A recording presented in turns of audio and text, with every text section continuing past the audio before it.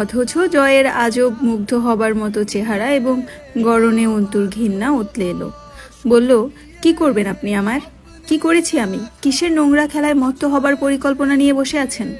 জয় হেসে ফেলল। ভয় পাচ্ছ আরমিন? জি পাচ্ছি। কেন কেন? ভয় পাওয়া উচিত। আপনার মতো নোংরা মানসিকতার মানুষের কাছে একটা মেয়ে ভয় না পেলে চলবে কেন? জয় শান্ত স্বরে বলল, তুমি এসেছো আমায় খুলতে, আমি গেছিলাম না আমার রং দেখাতে তোমার কাছে। সেদিন আমার দেওয়া সিগারেট তুমি পায়ে পিষে চলে গেলে। যাক, ধরো নির্বাচনের ঝামেলায় সেটা না হয় ভুলে যেতাম। তুমি কাল গেছিলে ওই বাড়িতে কেন? আমার বিরুদ্ধে প্রমাণ জোগাড় করতে? শিক্ষিত মানুষ মূর্খের মতো অযৌক্তিক কথা বলবেন না, বেমানান লাগে। খারাপ লেগেছিল পরিবারটার জন্য, দেখতে গিয়েছিলাম মাত্র। এজন্যই কয়, মাগি মাইনসের নাই 12 হাত কাপড়ের কাছো বোঝে না বাল, ছিঁড়তে যায় ডাব গাছের ছাল। অন্তু অস্বস্তিতে একটু চেঁচিয়ে উঠল। রহস্য করবেন না, সোজা করে বলুন কাহিনী কি? জয় আশপাশে তাকিয়ে বলল, গলার আওয়াজ উঁচু যেন না হয়, খেয়াল রেখো। পা দিয়ে মাটিতে থাবা দিয়ে ইশারা করলো, এই মাঠে কবর দিয়ে দেব একদম। আরমিন, তুমি বলো, তুমি কি চাও? আমার বিপরীতে খেলতে পারবে তুমি? রাতে সবাই শুয়ে পড়লে অন্তু পড়ার টেবিলে বসলো। পড়ায় মনোযোগ পাচ্ছিল না, নানান চিন্তা। দরজায় ধাক্কা পড়লো। ধাক্কাটা কার বুঝলো অন্তু।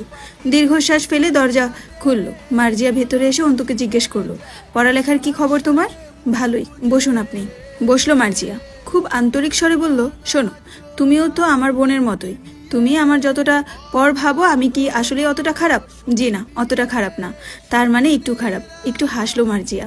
অন্তু বিছানায় ছড়িয়ে ছিটিয়ে থাকা বইপত্র তুলে নিয়ে গিয়ে টেবিলে সাজাতে সাজাতে বলল, কি বলতে এসেছেন? এমনিতে আসতে পারি না? অবশ্যই পারেন, তবে এমনিতে আসেননি। তোমার তো অনার্স সেকেন্ড ইয়ার শেষের দিকে, তোমার প্রতি একটা দায়িত্ব আছে তো নাকি? আছে তো। তোমাকে এসে আমার ছোট বোনের মতো পেয়েছি, সেই হিসেবে তোমার ভবিষ্যৎ নিয়ে ভাবার অধিকার আছে না? জি আছে। তুমি নিজে এখন তো একটু ভাবতে পারো। জি ভাবছি আমি বিয়ে শাদির কথা। মনের মতো পেলে করে নেব। আপনি এত টেনশন করবেন না ভাবি। মার্জিয়া এক পলকের ব্যবধানে চেতে উঠল। তোমার মনের মতন ছেলে ফ্যাক্টরিতে অর্ডার দিয়ে বানিয়ে আনি? কি বলো? তোমার মনের মতো কোনো ছেলেও আছে যে আল্লাহর দুনিয়ায়? অন্তু একটাও কথা বলল না, বই গোছাতে থাকলো। কীরকম চাও তুমি? যে তোমার এই সব কটকটে শক্ত কথা মেনে বিলায়ের মতন তোমার পিছপিছ চলবে এরকম চাও তো তুমি? তোমার মতো মেয়েকে কোনোদিন কেউ বিয়ে করে নিয়ে বাড়ি তুলবে না। ছেলে মানুষ কি গোলাম? কামাই রোজগার করে খাওয়াবে। আবার তোমার আলগা ভাব দেখবে। ভাব দেখে বাঁচি না আমি তোমার। অন্তু স্বাভাবিক স্বরে বিনয়ের সাথে বলল, মরেও তো আর যাচ্ছেন না, তাই না? আপনি আপনার ঘরে থাকেন, আমি আমার ঘরে। এমনও নয় সবসময় আমার ভাব আপনার চোখের সামনে থাকে।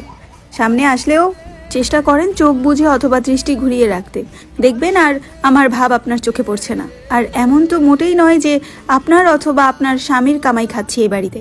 তাহলে আপনার আসলে ব্যথাটা কোথায়? নাক শিউরে উঠল মার্জিয়ার। সর্বোচ্চ রাগটা মার্জিয়ার উঠেই অন্তর সুবিনস্ত ভঙ্গিমায় শান্ত স্বরে বলা দায়সারা কথাগুলোতে রি রি করে উঠল সে। মরিনি, এই নিয়ে আফসোস তোমার? আবার ব্যথা? জি না, আফসোস নেই, ভুল বুঝছেন আপনি। কথার প্রেক্ষিতে বলেছি, শান্ত হন। রাত অনেক, চেঁচালে লোক খারাপ বলবে। এই ব্যথা কি? হ্যাঁ, তোমার মুখে জুতা মারা উচিত। আজ কয়দিন আমার শরীরটাও ভালো যাচ্ছে না, আবার কিছু করে আসছো কবিরাজের কাছে আমার জন্য নিশ্চয়ই, যাতে তাড়াতাড়ি মরি। এটাই তো বুঝাইলা তোমার কথার মাধ্যমে। আপনার আমাকে নিয়ে সমস্যাটা কি? দাঁত খিচিয়ে উঠল মার্জিয়া। তোমাকে নিয়ে সমস্যাটা যে কোথায় সেটা তো আমি নিজেও বুঝি না। আসলে তোমার ভাব আমার সহ্য হয় না অন্তু, এটাই আমার সমস্যা।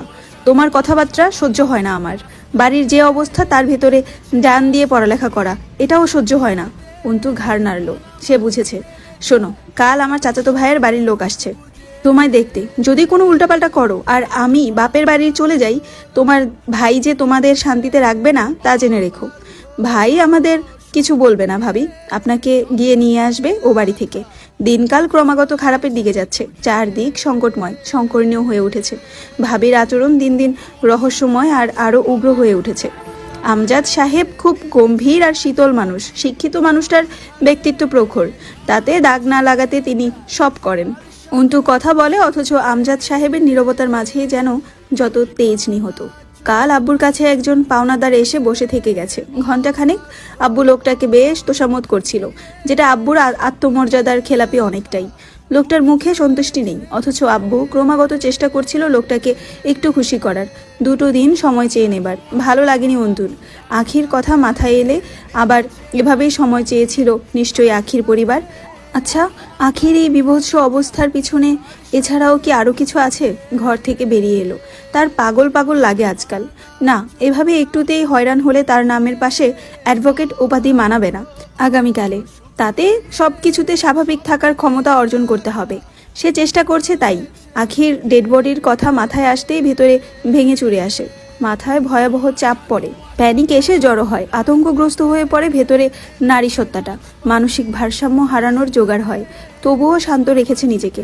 এই দুনিয়ায় ভঙ্গুর হওয়া যাবে না, একটুও না। অন্তুদের বাড়ির দুপাশে পুকুর, কচুরিপানা ভরা। পুকুরটা মেজো চাচা আফজাল আর ছোট চাচা আফতাবের। মেজো চাচা কুড়িগ্রামে অন্তুর দাদার আসল পৈতৃক বাড়িতে থাকেন, আর ছোট চাচা চাকরির সুবাদে ঢাকাতে। আসরের নামাজ আদায় করে বারান্দায় এসে বসাটা ওর অভ্যেস। প্রতিদিন এ সময় কচুরিপানার স্তূপের উপর ডাহুক পাখিরা হাঁটাহাঁটি দেখতে ভালো লাগে, কিন্তু আজ দেখা যাচ্ছে না। তরতর করে ঘুরে বেড়ায় ডাহুকগুলো। আগে অন্তিক এসে ফাঁদ পাতার পরিকল্পনা আটতো পাখিগুলো ধরার জন্য। মারামারি লেগে যেত অন্তুর সাথে। অন্তুর কথা, প্রাণী হত্যা মহাপাপ, আর প্রাণী যদি পাখি হয় তা স্বীকার করা ডাবল মহাপাপ। সে কোনোদিন অন্তিককে পাখি ধরতে দেননি। আজ ভাবির চাচাতো ভাইয়ের বাড়ি থেকে দেখতে আসার কথা ছিল, আসেনি। আমজাদ সাহেব 2 দিন পর আসতে বলেছেন। আখির কথা মনে পড়ল। আজ 2 দিন হলো খুব জানতে ইচ্ছে করে জয় আগে ভার্সিটির মেয়েগুলোর সাথে কি করেছে। বিরক্ত হয়ে উঠল অন্তু নিজের ভাবনার উপর। ঘুরে ফিরেই এই ঘ্যাচাল মনে চলে যায়। বাড়িতে নীরব অশান্তি চলছে। দিনাজপুর জেলা স্কুলের মাস্টার ছিলেন আমজাদ সাহেব। দিনকাল চলছে কোনো মতে, কিন্তু অন্তু বড় হয়েছে, অন্তিক বড় হয়েছে। সেই অবস্থায় বাড়ি না করলে নয়। বাবা হিসেবে শিক্ষা ও সাধ্যমতো যোগ্যতা ছাড়া বিশেষ কিছু দিতে পারেননি। অন্তিক যদিও বা জিদ ও ঝামেলা করত, অন্তু সেটুকুও করেনি কোনোদিন ছোটবেলা থেকে।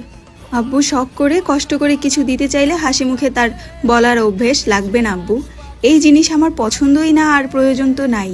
সেক্ষেত্রে বাপ হিসেবে আমজাদ সাহেবের কর্তব্য নয় কি সন্তানদের অন্তত একটা উপযুক্ত বাসস্থান দেওয়া? শেষ পর্যন্ত এই তো বছর 2 আগে ধার দেনা করে এবং কিছু গুছানো টাকা দিয়ে দোতলা কাঠামো তুললেন। একতলার ছাদ হতে হতে টাকার সংকট পড়ল। পুরনো বাড়ি ভাঙার ফলে থাকার জায়গার সংকট হলো। সেই অবস্থায় বাড়ির একতলা অন্তত ঠিক করা ফরজ হয়ে দাঁড়ালো। এতে আরও অনেকটা ঋণ হয়ে গেল। অন্তু জানতো না আব্বু শেষ পর্যন্ত বাড়ির কাজ দ্রুত সারতে সুদ সহ টাকা ধার নিয়েছে, যার সুদ আসল মিলে এখন জানের উপরে। অন্তুর দাদার 2টো বাড়ি কুড়িগ্রামের আবাস ছিল। দিনাজপুরে পড়ে থাকা জায়গা। আমজাদ সাহেব চাকরির সুবাদে এখানে স্থায়ী হলেন, কিন্তু এই সময় দেনার দায় থেকে মুক্ত হাতে তিনি কুড়িগ্রামের জায়গা বিক্রির বায়না নামার অগ্রিম টাকা নিয়ে ফেলেছিলেন। এছাড়া আর উপায় ছিল না। পাওনাদারেরা ঘাড়ের উপর উঠে আছে। সাথে দিন যত যাচ্ছে সুদের পরিমাণও সমান হার বাড়ছে। বিপত্তি বাঁধল মেজো চাচাকে নিয়ে। ভদ্রলোক সেখানে বিশাল খামারের মালিক। খামার আমজাদ সাহেবের জায়গার অর্ধেকটা অবধি চলে এসেছে। ক্রেতা লোকটা ততদিন রেজিস্ট্রি যাবে না যতদিন জমি পরিষ্কার ঝামেলা মুক্ত না হয়। এটাই স্বাভাবিক। কোনো ক্রেতাই টাকা পয়সা খরচ করে ভেজাল জমি কিনতে আসবে না। মেঝো চাচা আমজাদ সাহেবকে জমি দিতে রাজি নন। তিনি বলেছেন আমজাদ এখানে থাকে না, জমির দেখভাল করে না। তাছাড়াও তো দিনাজপুর একটা জমি পেয়ে সেখানে বাড়ি করে বসবাস করছে। তাহলে এখানে আবার কিসের জমি পাও না? কোনো জমি পাবে না এখানে।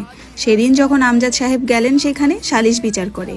হ্যালো, আসসালামু আলাইকুম ইফরান। আমি জান্নাত রহমান। আপনারা আমার কণ্ঠে শুনছেন অবরুদ্ধ নিশীথ গল্পের 9তম পর্ব, যেটার লেখিকা হচ্ছে তেজস্মিতা মর্তুজা। আমার কণ্ঠে যদি গল্পটা আপনাদের ভালো লেগে থাকে অবশ্যই শেয়ার করে দিবেন এবং ফলো দিয়ে পাশে থাকবেন, যাতে করে নেক্সট পর্বগুলো সবার আগে আপনাদের কাছে পৌঁছায়। সবাই ভালো থাকবেন, সুস্থ থাকবেন। আল্লাহ হাফেজ।